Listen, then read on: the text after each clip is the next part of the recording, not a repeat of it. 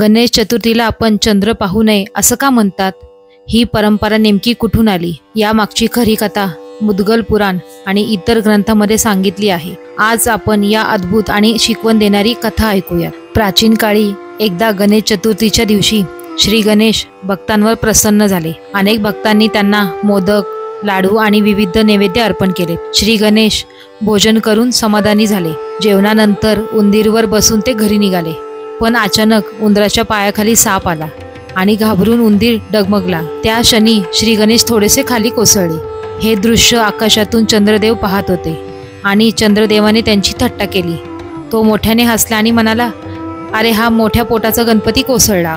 हे ऐकून श्री गणेश क्रोधित झाले। त्यांनी चंद्रदेवाला शाप दिला, हे चंद्रदेवा, आजपासून जो कोणी तुला गणेश चतुर्थीच्या दिवशी पाहिल त्यांच्यावर कलंक लागेल, खोटे आरोप होतील आणि त्याला अन्याय सहन करावा लागेल। चंद्र घाबरला आणि क्षमा मागू लागला। देव, ऋषी, ब्रह्मदेव सर्वांनी चंद्रासाठी मध्यस्थी केली। तेव्हा गणपती म्हणाले, माझा शाप पूर्णपणे तर दूर होणार नाहीच, पण याला उपाय असेल। गणेश चतुर्थीच्या दिवशी माझी पूजा करून पुढील दिवसात चंद्रदर्शन केल्यास दोष नाहीसा होईल, मात्र चतुर्थीच्या दिवशी थेट चंद्र पाहू नये। म्हणूनच आजही गणेश चतुर्थीला चंद्र पाहणे टाळले जाते। या कथेतून आपल्याला शिकवण मिळते की इतरांची थट्टा करू नये किंवा हसू नये।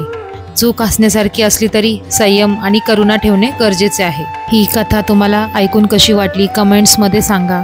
लवकरच भेटूया नवीन कथेसह।